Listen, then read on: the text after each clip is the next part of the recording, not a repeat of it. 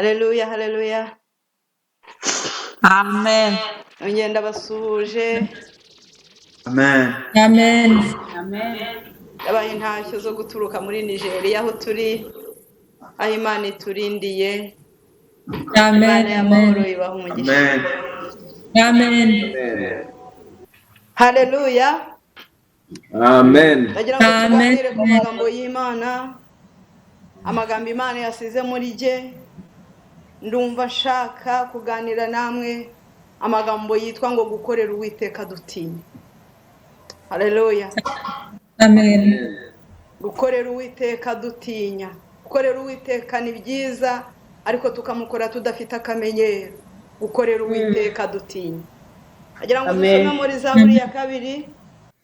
Zaburi ya kabiri murongo wa 11 na 12 handitswe ngo mukorere Uwiteka mutinya. Munezerwe muhinda imishyitsi. Musome urya mwana kugira ngo atarakara mukarimbukira mu nzira kuko umujinya we ukongezwa vuba. Mukorere Uwiteka mutinya, munezerwe muhinda umushyitsi. Musome urya mwana kugira ngo atarakara mukarimbukira mu nzira kuko umujinya we ukongezwa vuba. Ahirwa abamuhungiraho bose. Imana ishimwe. Ira jambo rivuga ngo musome urya mwana, hepfo barasobanuye ngo mwemere kwigishwa cyangwa mwemere guhugurwa. Imana ishimwe. Ndumva amagambo andimo, ndumva nifuza gukorera Uwiteka ntinya, kandi nawe ndakwifuriza kugira ngo ukorere Uwiteka utinya. Yesu adufashe cyane. Abaroma ibice 11 17 kugera kuri 21 handitswe ngo ariko niba amashami amwe yarahanyuwe nawe uri umunzenze wo ku gasozi ukaba waratewe nk'ingurukira hagati y'amashami ugasangira nayo amakakama y'igishyitsi cya Elayo, ntukirarire ngo ugaya ayo mashami. Niba wirarira uyagaya, wibuke yuko atari igishyitsi kimeze kuri wowe, ahubwo niwe umeze ku gishyitsi. Ahari wavuguta amashami yahanyuriwe kugira ngo nterweho. Ni koko kutizera ni koko yahanyuje, none nawe kwizera niko kuguteyeho. Tega amatwi inshuti yanjye, ntukibone ahubwo utinye, kuko ubwo Imana itababariye amashami yakavukire nawe ntizakubabarira. Imana idufashe. Ndagira ngo turangirize muri Petero wa mbere igice cya mbere n'umurongo waho wa 17. Handitswe ngo kandi ubwo uwo mwambaza mu mwita so arucira umuntu wese urubanza rukwiriye ibyo yakoze ntarobanure ku butoni. Mumare iminsi y'ubusuhuke bwanyu mutinya. Imana nitugirire neza mu izina rya Yesu. Amen. Dukorere Uwiteka dutinya. Amen. Ijambo gutinya rimwe na rimwe rishobora kuvuga ubwoba. Utinye ni umuntu uba uguteye ubwoba. Ariko ijambo ry'Imana ritubwiye ngo dukorere Uwiteka dutinya. Hariho amagambo abiri uzasoma muri Bibiliya asobanura ikintu kimwe.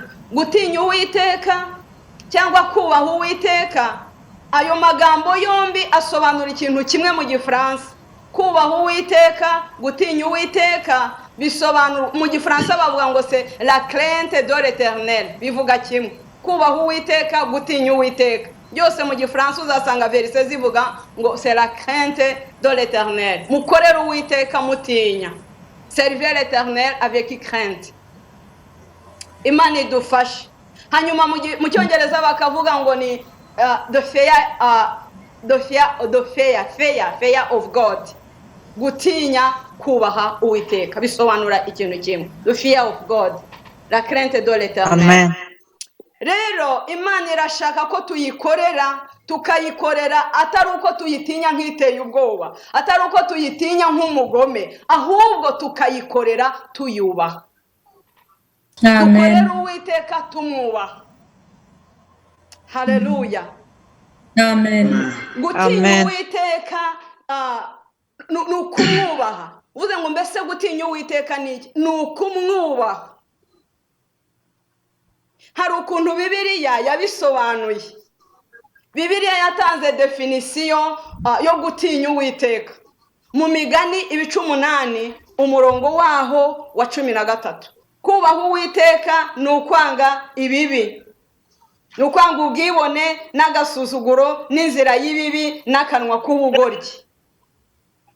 Imana idufashe. kubaha uwiteka ni ukwanga ibyo, ni ukwanga ibibi, ni ukwanga ubwibone, ni ukwanga agasuzuguro, ni ukwanga inzira y'ubugoryi. hahandi nababwiye ngo kubaha, gutinya byose ni la crainte mu gifaransa nusoma uwo murongo uzavuga ngo la crainte de l'Éternel c'est, ugakomeza. Donc kubaha uwiteka ni ukwanga ibibi, kubaha uwiteka ni ukwanga agasuzuguro, kubaha uwiteka ni ukwanga ubwibone, kubaha uwiteka ni ukureka inzira y'ubugoryi, ni ukureka ibibi. Uko niko kubaha uwiteka, uko niko gutinya uwiteka. Nshuti zanjye, aho turi twarakuze wenda, ariko mutekereze tukiri abana ukuntu iyo wabaga wakoze ikosa watinyaga umubyeyi, ukavuga ngo umubyeyi arampana, ugatinya. Utinye kubera iki? Kubera kuri mu ikosa. Ariko iyo utari mu ikosa, iyo uri imbere y'umubyeyi uratinyuka. Imana nishimwe. Amen. Nasomye Bibiliya mu gitabo cy'Abaroma mu bice 13 habavuga ibintu byo kugandukira abatware. Bakavuga ngo mbese abatware sabo gutinywa, ngo ariko batinywa n'abakora ibibi. Niba ukora ibyiza imbere y'umutware utinyuke, ngo ariko niba ukora ibibi imbere y'umutware utinye, ngo kuko adatwarira inkota ubusa. Uwo ni umutware wo mu isi. Imana nidufashe, Imana niturengere. Umwana wakoze ikosa imbere y'umubyeyi ahinda umushyitsi, ukagira ngo ari mubyeyi arimo arabibona atari yanabimenya, ugahita uhinda umushyitsi. Imana iturengere. Murabizi abana, natwe dufite abana nk'ababyeyi, ubwo navuga igihe twari abana twebwe umenye uko byakugendekeye. Ariko uzareba umwana akagenda yikandagira, atangiye kwikandagira, cyangwa yareba ukabona arareba hasi nakureba mu maso, uramubaza uti byagenze gute? Nuko hari ikibi, arimo aratinya. Imana idufashe. Amen. Rero Bibiliya igitubwira ko iyo tudafite imitima iducira urubanza, imbere y'Imana tujya dutinyuka. Haleluya. Iyi mitima dufite imitima itaturega, imbere y'Imana tujya dutinyuka. Niko ijambo ry'Imana ritubwira muri Yohana wa mbere ibice 3 umurongo wa 21. Tujya dutinyuka. Ariko iyo dufite ibibi, iyo dufite amakosa, dukwiye gutinya. Amen. Imana nishimwe. Ariko iyi mitima itaducira urubanza, iyi mitima itaturega, iyo tubanye amahoro na conscience yacu, imbere y'Imana turatinyuka. Haleluya. Amen. Haleluya. Iyo tubanye amahoro n'Imana, Bibiliya igitubwira ngo twegere intebe y'ubuntu tudatinya. Haleluya. Abaheburayo n'umurongo wa 16. Iyo tudafite ibiturega, iyo tudafite ibiducira urubanza, iyo tudafite ibidutandukanya n'Imana, imbere yayo turatinyuka. Imana irashaka yuko tuyegera, tukabana nayo, tukayubaha, ariko tudafite ibituziga, tudafite ibidutandukanya nayo. Imana nishimwe. Twarimo tuvuga gutinya Uwiteka, tukamukorera dutinya. Iyo witegereje muri kino gihe ubona gutinya Imana, abantu baratinyutse. Abantu baratinyutse. Umuntu arakora ibyaha yarangiza agakomeza agakora umurimo w'Imana. Umuntu ararara muri boîte mu byaha, yarangiza mu gitondo akazinduka akajya mu murimo w'Imana, akajya ku ruhimbi, akajya muri korari. Dukorera Uwiteka dutinya. Imana ishimwe. Twasomye ngo niba uwo tujya twita data, Imana data wa twese uri mu ijuru, tukaba twarasobanukiwe ko ariyo izacira abo mu isi yose urubanza, kandi tukaba twarasobanukiwe ko itarobanura ku butoni, ngo iminsi yacu yose tumara tukiriho tuyimare dutinya. Imana nidufashe. Ndashaka ko tuvugana ngo dukorere Uwiteka dutinya. Mwivuga butumwa ryanjye nkora, mvuga ubutumwa ntinya, nubaha, mpindura umushyitsi imbere y'Imana, vuga ngo mbese koko je suis digne, mbese koko ibyo ndi kuvuga bijyanye n'ibyo nkora. Imana nidufashe dukorere Uwiteka dutinya, tunezerwa duhinda umushyitsi, twemere kwigishwa, twemere guhugurwa, kugira ngo tutarimbukira mu nzira, umujinya ukongezwa vuba. Imana nidufashe, Imana niturengere. Twarimo tuvuga ku gutinya Uwiteka, kumwubaha, kumugandukira, tugatinyuka, tugakora tutabivanze n'ibyaha, tugakora umurimo w'Imana tutawuvanze n'ibyaha.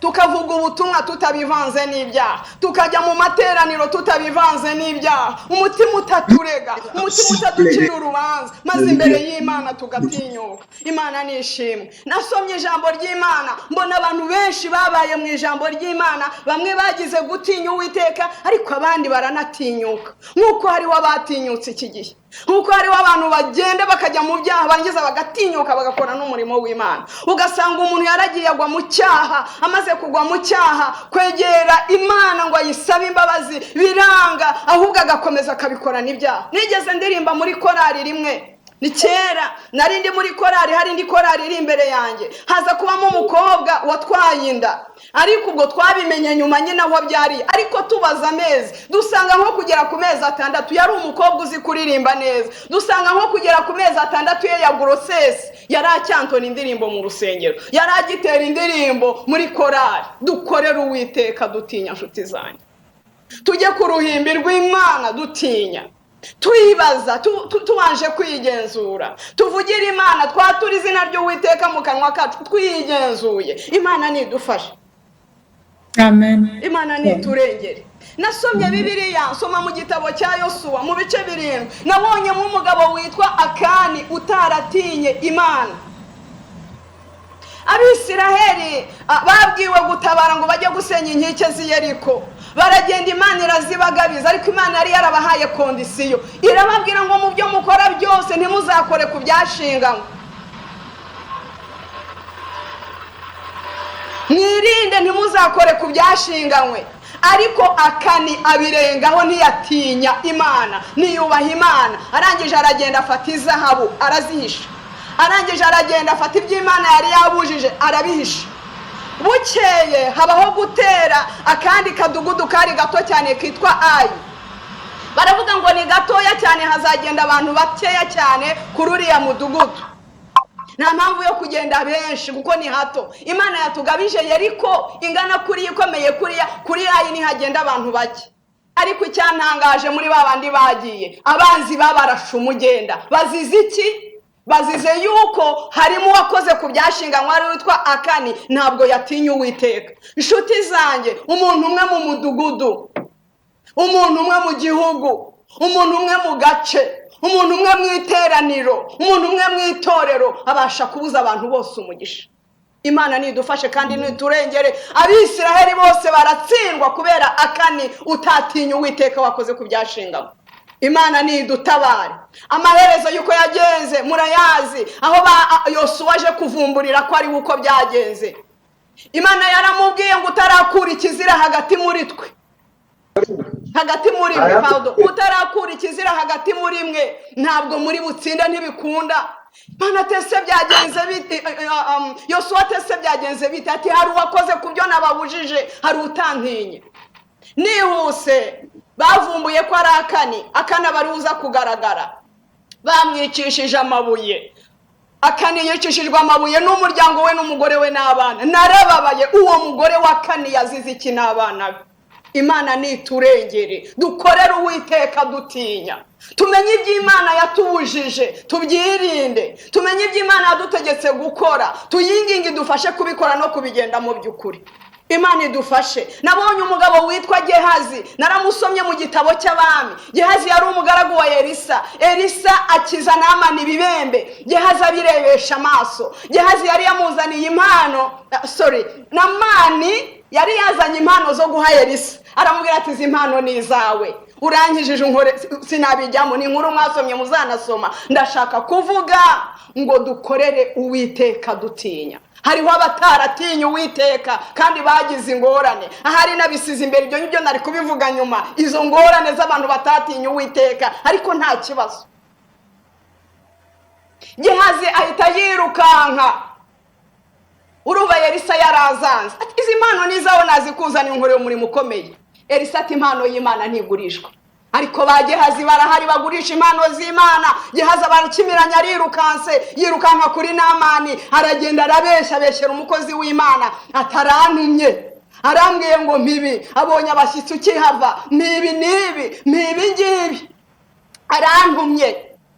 Aramubeshyeye, agiye kwaka impano atakoreye, zitanagurishwa, arangije Imana nidufashe, Imana niturengere, aramubeshyera.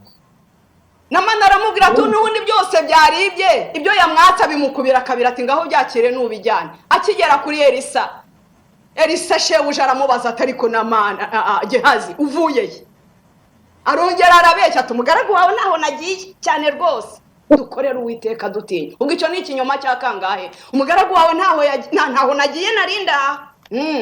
Wari uraha. Ati umutima wanjye wajyanye nawe. Ubwo wa mugabo yamanukaga ku igare akaguhereza ibi n'ibi. Imana nidufashe. Gehazi iki gihe n'igihe ki? Bene data iki gihe n'igihe ki? Ni igihe cyo gukora ibyo twishakiye, ni igihe cyo kwitwara uko twishakiye, ni igihe cyo gukorera Uwiteka dutinya, ni igihe cyo kubaha Uwiteka, ni igihe cyo guhindura umushyitsi imbere y'Uwiteka. Narambwira ati iki gihe n'igihe ki? Umva Gehazi we, umva ibirembe bya Namani bizakomaho wowe n'umuryango wawe n'urubyaro rwawe ruzakurikiraho. Wa mugore nanone n'abana ubwo bazize iki? Dukorera Uwiteka dutinya nshuti zanjye. Imana nidufashe. Abo ni abantu batatinye, batahinduye umushyitsi imbere y'Uwiteka, kandi bitangaza bibaye babireba bibereye imbere y'amaso yabo. Imana nidufashe.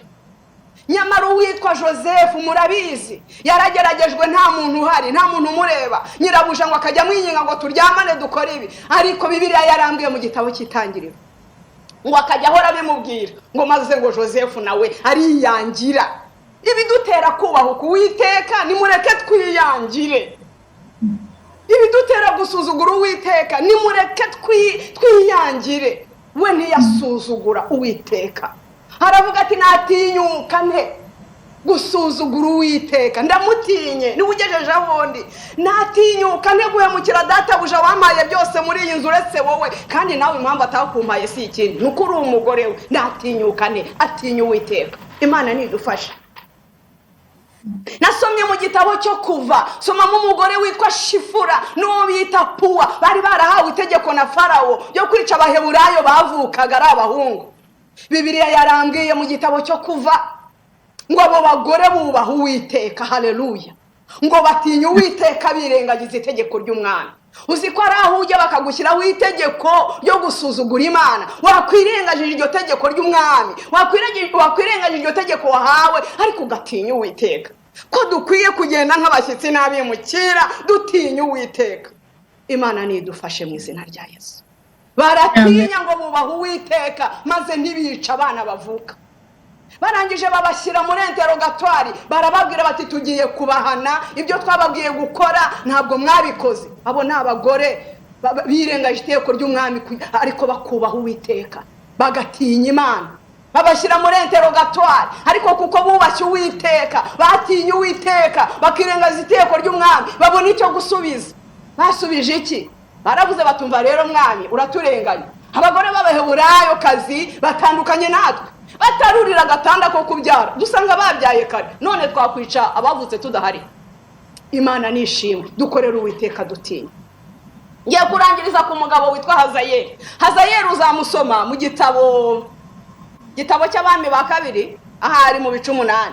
Harimo umugabo witwa Hazayeli, Abami ba kabiri mu bice 8 umurongo wa 15. Simbizi nibizo nkuru mwarazisomye. Hazayeli yari umugaragu w'umwami w'Isiriya witwaga Benihadadi. Benihadadi yari arwaye, aramubwira ati genda ujye kumbariza umuntu w'Imana niba nzakira. Aragenda ajya kubaza umuntu w'Imana yari Elisa. Ageze yamubwira ibyo shebuja mutumye, amaze kumubwira inkuru zose, Elisa ngo aramwitegereza, aramureba muhanga amaso, wa Hazayeli nyine.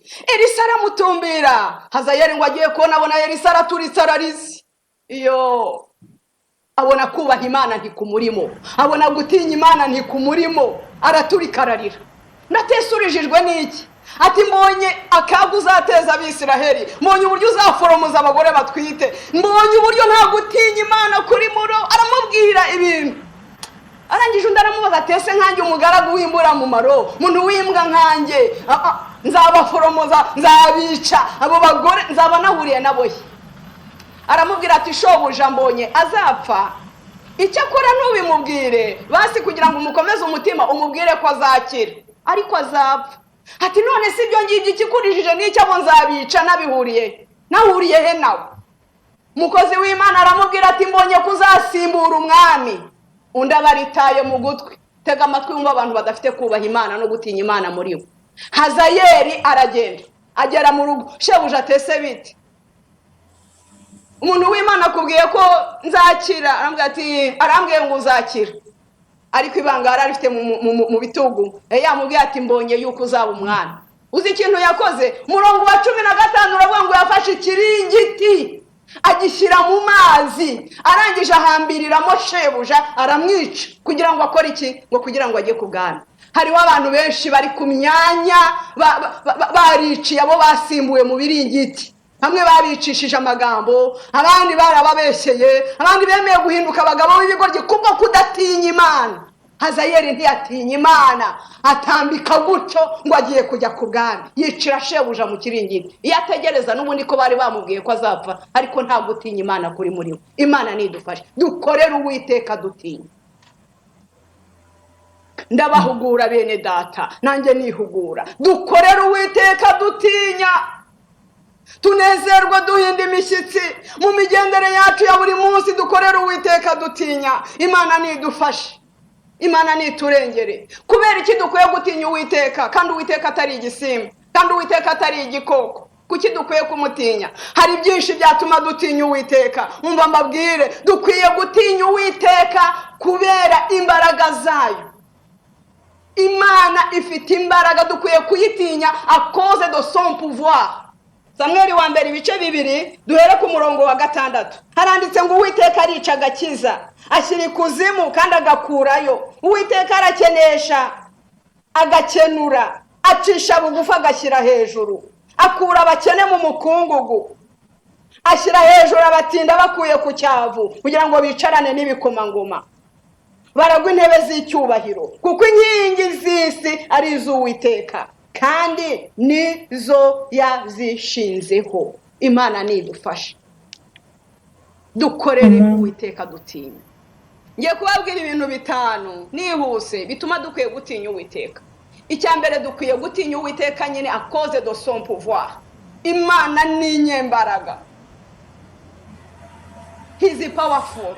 Dukwiye kuyitinyira imbaraga zayo. Niyishyira ikuzimu igakurayo, irategeka byose bikayumvira. Ihamagaye ikintu cyose mu izina kiritaba. Ihamagaye umuntu ntabwo ajyarara ku isi kubera gukomera kwayo. Imana dukwiye kuyikorera dutinya, duhinda umushyitsi kubera yuko Imana ari inyembaraga. Imana nibaho umugisha. Icya kabiri, dukwiye gutinya Uwiteka kubw'icyubahiro cye, à cause de sa majesté. N'umunyacyubahiro giteye ubwoba. Mu gitabo cya Yobu mu bice 13 umurongo wa 11 handitswe ngo mbese gukomera kwayo nikuzabatera ubwoba, igitinyiro cyayo kikabagwira. Gukomera kwayo ntikwabatera ubwoba. Icyubahiro cy'Imana gikwiye gutuma tuyitinya, gikwiye gutuma tuyubaha, tugahindura umushyitsi imbere yayo, ntituvuge ibyo tubonye.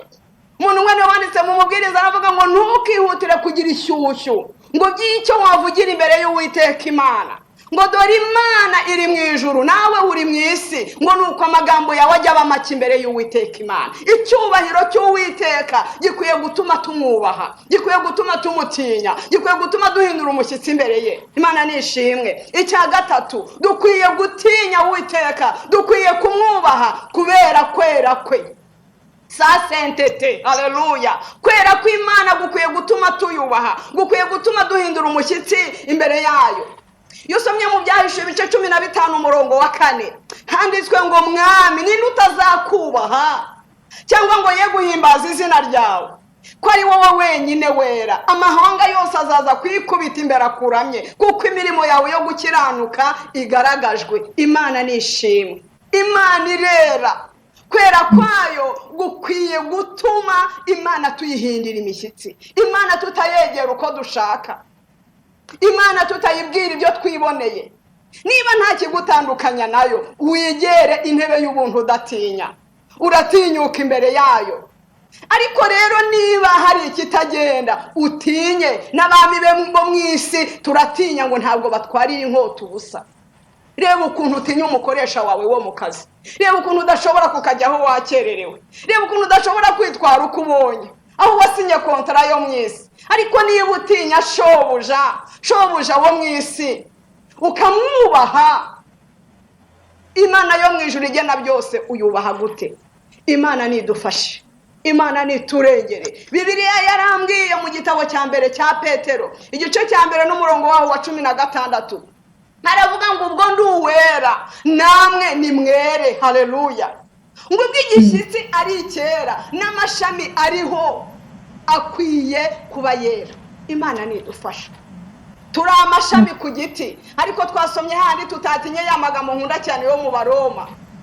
Hariho amashami ya kavukire y'Abisiraheli kubwo kutizera, kubwo kwinangira imitima, kubwo kutirinda, amashami arahanyurwa. Natwe ngo duterwaho nk'ingurukira. Bajene bari hano, ingurukira murazizi? Mbese ingurukira murazizi bajene? Ingurukira tizi niba mwarabonye ibiti by'umuvumu, nk'igiti kinini cy'umuvumu. Nawo umuvumu urabuzi? Igiti cy'umuvumu kinini cyakuze, inyoni ishobora gusoroma nk'ikawa. Inyoni igatwara ikawa ikayigurukana muri cya giti cy'umuvumu. Yagerayo noneho ya nyoni iri kurya ya kawa, urubuto rumwe rw'ikawa rukayicika rukagwa hagati. Hari uburyo igiti gikura kikaba inganzamarumbo, hakabamo nk'ahantu sinzi ukuntu nabivuga, hakajyamo nka kwenka ushobora kubona utuzi twarete igiti cyarakuze. Inzi niba mwarabibonye igiti cyakuze. Noneho ya kawa ivuye mu kanwa ka ya nyoni ikagwa hahandi muri ku gaplase gatoya ka cya giti kinini cy'umuvumu, ya kawa ikagwamo ya mbuto y'ikawa ya grain, maze kuko harimo amazi ikazamera. Ukazasanga mu giti kinini cy'umuvumu hamezemo ikawa, agakawa kagashibukamo.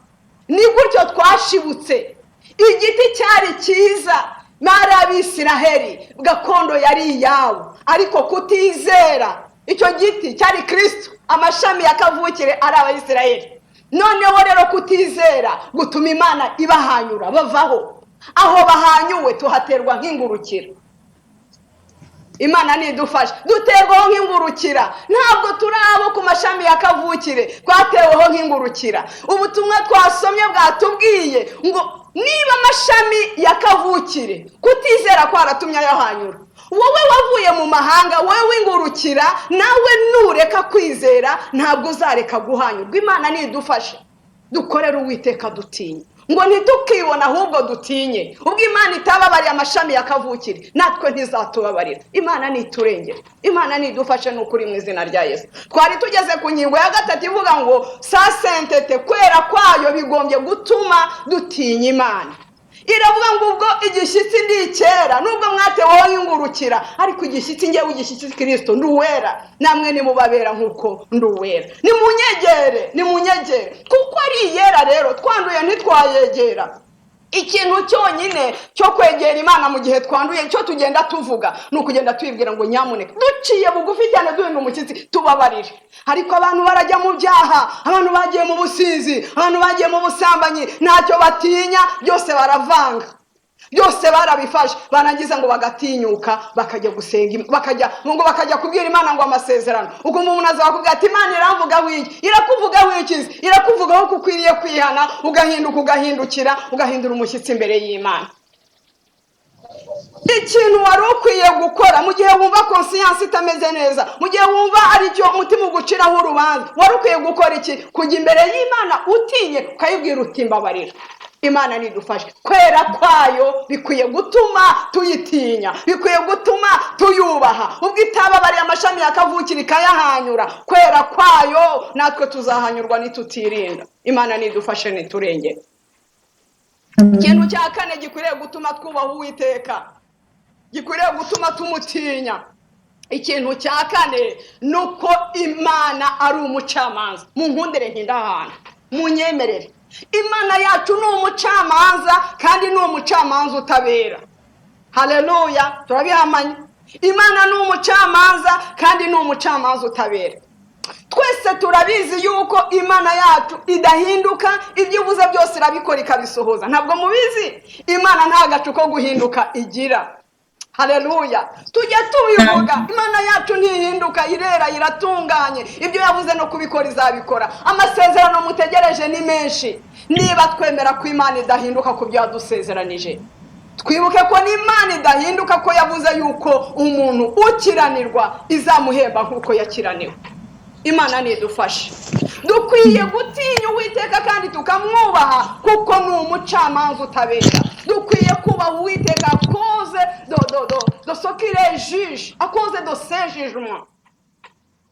Muzi ko Bibiliya itubwira mu gutegekwa kwa 2, haleluya, ibice 4:24 hatubwira ngo Imana ni umuriro ukongora. Imana idufashe. Imana niturengere. Mu Baheburayo ibice 9:27 umva mbabwira ikintu. Uzi ukuntu handitse Abaheburayo 9:27 haravuga ngo abantu twese twagenewe gupfa rimwe, maze nyuma hakazabaho urubanza. Ari abakijijwe tuzaca mu rubanza, ari abakiraniwe batigeze bihana twese tuzaca mu rubanza. Buri wese yaremewe gupfa rimwe, nta uzarwesha pa. Yesu yarugize irembo niho tuzaca mu rupfu, ariko nyuma yaho hariho urubanza. Dukwiye gutinya Uwiteka tukamwubaha, kubera ko ari umucamanza utabera. Naca imanza ntabwo azabikoreye ubugome. Abantu yavuga ngo Imana ngo ni Clement, ngo ntabwo yarimbura ngo abantu bose. Ntabwo izabikoreye ubugome, izabikorera kubwo gukiranuka kwayo, kuko yabivuze. Ikaduha Yesu ngo tumwizere, umwizera ngo ntazacirweho iteka. Haleluya. Dukwiye kumwubaha tugahindura umushyitsi imbere ye, kuko ari umucamanza buri wese wo muri twe, kandi akazaba azanyura mu rubanza. Imana idufashe. Bibiliya itubwira mu Bakorinto ba 2 ibice 5 n'umurongo waho wa 10 haravuga ngo kuko twese dukwiye kuzagaragara imbere y'intebe y'imanza ya Kristo, ngo kugira ngo ducirwe imanza z'ibyo twakoze tukiri mu mubiri, ari ibyiza ari n'ibibi. Tout le monde va comparaître devant le tribunal de Christ. Bantu b'Imana, kujya imbere ya tribunal, ninde muntu udatinya urukiko muri mwebwe? Noneho ibaze kuzajya imbere ya tribunal ya Kristo.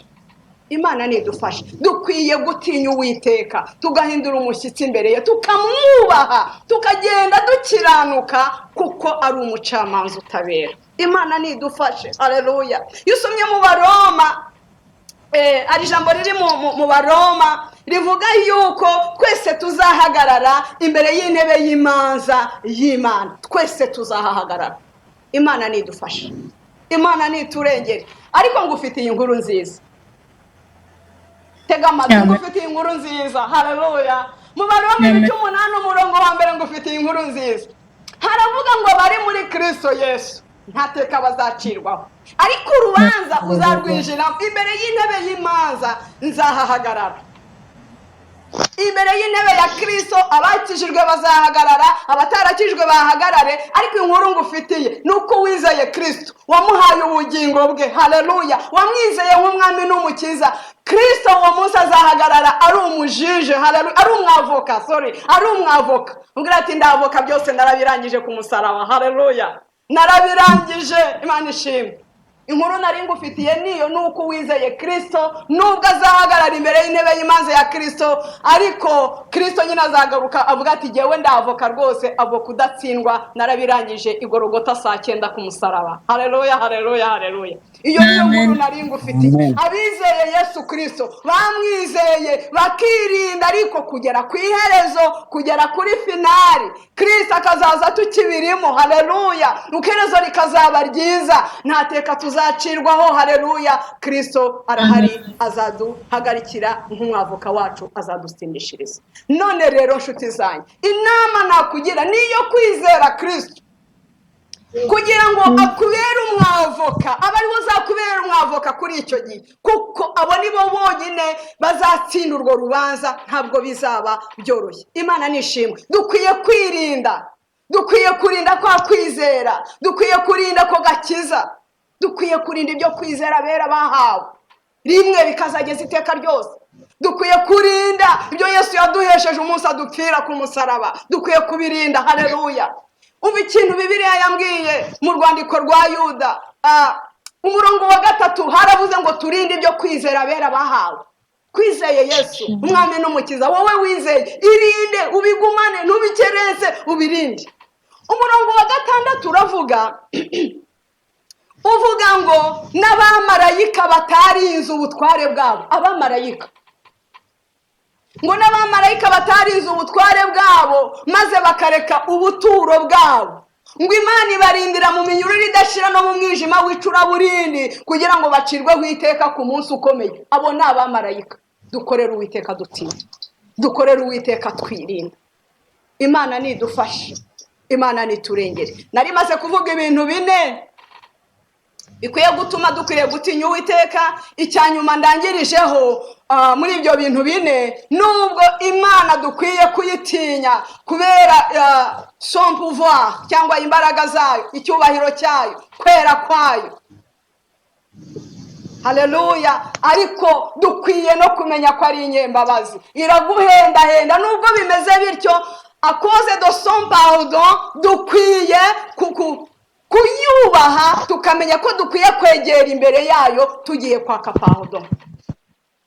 Niba hari ikitagenda hagati yawe nayo, utinye yo kuvuga ngo imigisha, ngo Mana ngo ibi icyo ukwiye kuvuga ni ukwiringira ko ari inyembabazi. Imana ni inyembabazi, ukagenda ukayibwira uti mbabarira.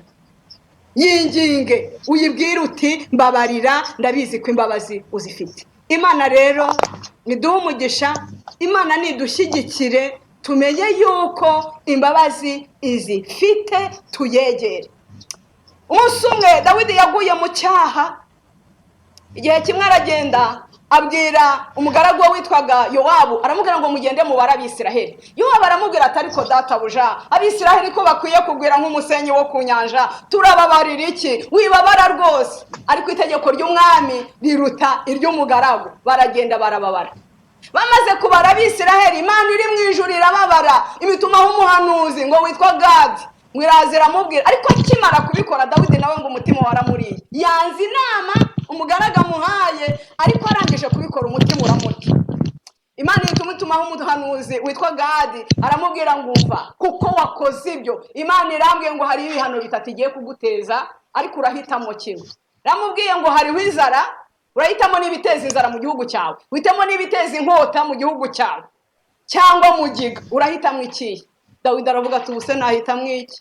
Nzi ko Imana ari inyembabazi, reka twigwire mu maboko y'Uwiteka, nta kindi kintu twakora. Nagira nkubwire ngo nubwo bimeze bityo, Imana ni inyembabazi, Imana ni inyebambe. Narindimo mvuga ngo dukorere Uwiteka dutinya. Imana nibaho umugisha. Hari ikimana twifuzaho rero. Imana irashaka ko tuyikora twitinya kandi twubaha, tugahindura umushyitsi imbere yayo. Bibiliya yarambwiye mu gitabo cya Maraki igice cya 1 umurongo wa 6, haravuga ngo umwana amenya se akubaha se, yewe n'itungo rijya ryubaha shebuja. Ngo ariko niba ndi so mwanyubashye mute? Abantu baratinyutse, abantu barakora umurimo w'Imana, baratinyutse, badakiranuka, afite ibyaha. Uravuga umuntu aravuga ati Yesu ashimwe, ariko biri mu mutima wapi? Urabwira umuntu uti ndagukunda, ariko ni mu mutima wambwira ati dore uriya. Imana irashaka ko ibyo tuvuga n'ibikorwa byacu bigendana bikaba bisa. Imana irashaka ko duhindura umushyitsi imbere yayo. Imana irashaka ko tuyikorera dutinya, tuyubaha, duhinda umushyitsi. Kandi n'ikimana twifuzaho nta kindi cyifuza Imana ishaka. Imana irashaka ko duhora tuyubaha kugira ngo irusheho kutugirira neza. Ndagira ngo dusome umurongo wanditse mu gutegekwa kwa 2, wumve ikintu Uwiteka kwifuriza, ikintu yifuza kuri wowe. Gutegekwa kwa 2 ibice 5, wumve ikintu akwifuzaho n'icyo nyifuzaho. Umurongo wa 29, Uwiteka we ikintu yifuriza abisiraheli, ubwoko bwe, abisiraheli ba none ari bo twe, icyo yifuza ni iki? Aravuga ngo icyama bagahora umutima umeze utyo ubanyubahije. Imana ntabwo ishaka yuko yaguhana, Imana ntabwo ishaka yuko yagukorera ibibi, ariko kubwo gukiranuka kwayo kandi n'amategeko yandikishije, utinye kuko izabikorera gukiranuka nk'uko yabivuze mu ijambo ryayo. Imana nidufashe. Uwo murongo uravuga ngo icyama bagahorana umutima umeze utyo ubanyubahisha mukabitonderesha amategeko yanjye yose ngo kugira ngo babone ibyiza bona urubyaro rwabo iteka ryose. Haleluya. Imana irashaka iki twifuriza icyama bagahora banyubaha, ariko buriya kubera icyo abivuyemo, ariko buriya kubera icyo asujubuje, nyamara arivuga icyama bagahora banyubaha, cyama bagahora bantinya, cyama bagahora bubaha amategeko yanjye maze nkabagirira neza n'urubyaro rwabo ruzakurikiraho. Haleluya. Nicyo Uwiteka ashaka. Arashaka ko duhora tumwubaha, arashaka ko duhora tumutinya. Mu bice 10 byaho gutegwa kwa 2 umurongo wa 12 handitswe ngo wa bwoko bwa Isirayeli we, Uwiteka Imana yawe igushaka wiki. Si ukubaha Uwiteka Imana yawe ukagenda mu nzira ikuyoboye zose ukayikunda ugakoreshereza Uwiteka Imana yawe umutima wawe wose n'ubugingo bwawe bwose. Haleluya. Maze ukabona kubaho, maze ukabona kurama n'urubyaro rwawe ruzakurikiraho. Imana nishimye. Ndimo ndasoza ariko twarimo tuvuga ngo dukorere Uwiteka dutinya, dukorere Uwiteka dutinya uwo twita data. Ndimo ndasoza ariko ndakwinginze ngo ukorere Uwiteka utinya. Ibyo ukora ukore uhinda umushyitsi imbere y'Imana. Uvuge uti mbese iki nagikoze uko gikwiriye? Imana ishaka ko bigenda gute? Imana yandikishije mu ijambo ryayo gute? Utinye niba wakoze amakosa, utinye uhinda umushyitsi wegera Imana. Icyo ishaka nuko uyegera muri uwo mwanya gusa ugiye kuyibwira ngo pardon. Ntabwo ugiye kuba ngo ngiye gukorera Imana, ngo ngiye kuririmba, ngo ngiye kuvuga ubutumwa kandi hari ibizira wagiyemo. Utinye. Imana nidufashe, Imana niturengere. Amen. Niba twemera yuko Imana izadusohoreza amasezerano yaduhaye kandi yarasohoreza, tuvuga ngo uko yari ejo na n'uyu munsi niko ari, ntahinduka. Haleluya. Nta gace ko guhinduka agira, kandi ibyo ni ukuri. Ariko ntukagire ngo ni ukuri ibyo ngibyo by'imigisha gusa, by'imigisha ibiri positifu gusa. N'amategeko yandikishije ntahinduka. Yaravuze ngo azahana abatihannye, nitutihana Imana ubwayo izabyikorera. Ariko haracyariho ibyiringiro. Imana iracicaye ku ntebe y'imbabazi. Ariko rero irero juste juge, ni umucamanza ukiranuka. Rero azaca imanza akurikije gukiranuka kwe. Imana nidufashe. Ndashaka kurangiriza ahangaha ariko nsubiye muri wa murongo twasomye muri Petero wa mbere igice cya mbere umurongo wa 17. Twawusomye kare. Uravuga ngo niba uwo mwambaza, niba uwo twambaza tumwita tukamwita data, aruzacira umuntu wese urubanza rukwiriye ibyo yakoze, kandi ukabuzi ko atarobanura ku butoni. Iminsi yawe uri mu isi, iminsi yawe y'ubusuhuke, mu mikorere yawe ya buri munsi, mu by'Imana yagushinze gukora, muri ya mirimo myiza twaremewe, uyikore utinya, uyikore ureba ko ukiranuka, kuko iby'Imana yavuze ntabwo izabura kumwe. Ndabifuriza gukorera Uwiteka mutinya, ndabifuriza guhindura umushyitsi imbere y'Imana, twe kumenyera Imana, twe kuyimenyera. Iyi Mana ni inyembabazi mu gihe cya none. Kera Yesu aritambika akavuga ngo nyamuneka bababarire, ariko iyi Mana tuvuga ni ya yindi Kora na Datani na Biramu bakoze ibibuzanijwe, Imana igahita irakara. Ni ya yindi itarahindutse igategeka ubutaka ngo nibwasame bubamire. Turi mu gihe cy'ubuntu. Ubu ntibikora ku bwa Yesu, ariko abatarihanye bakazageza ku iherezo bakimeze batyo, ku munsi w'urubanza izabikora. Imana idufashe. Iyi Mana tuvuga ni ya yindi ku muryango w'ihema ry'ibonaniro umuntu bita Abihu nande wundi wa muhungu wundi wa Aroni bari babiri,